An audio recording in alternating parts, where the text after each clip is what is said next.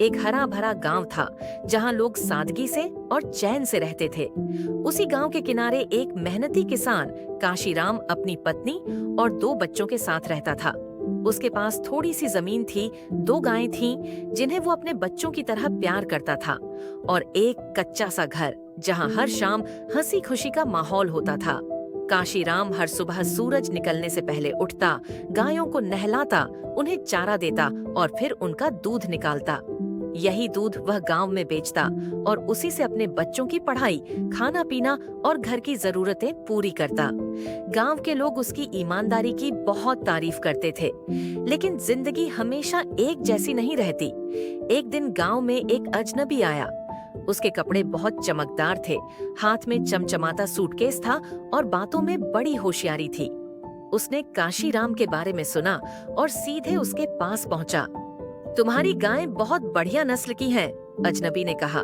मैं तुम्हें इन दोनों के बदले सोने के सिक्के दूंगा, एक नहीं पूरे दो। काशीराम चौंक गया। दो सोने के सिक्के? ये तो मेरी साल भर की कमाई के बराबर है। पत्नी ने कहा, ऐसा मौका बार बार नहीं आता।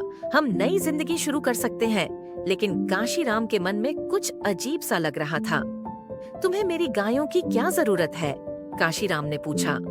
अजनबी मुस्कुराया। ये मेरा बिजनेस सीक्रेट है, तुम्हें फायदा हो रहा है, बस इतना सोचो। काशीराम के मन में लालच घर कर गया। उसने दोनों गायें बेच दी और दो सोने के सिक्के ले लिए। घर में खुशी का माहौल था, लेकिन ये खुशी ज्यादा दिन नहीं टिकी। कुछ ही दिन बाद एक सिक्के का रंग उतरने लगा। जब काशीराम उन्हें सुनार के पास ले गया तो पता चला कि वो तो पीतल के निकले। काशीराम के पैरों तले जमीन खिसक गई। अब न गायें थीं, न दूध, न कोई कमाई।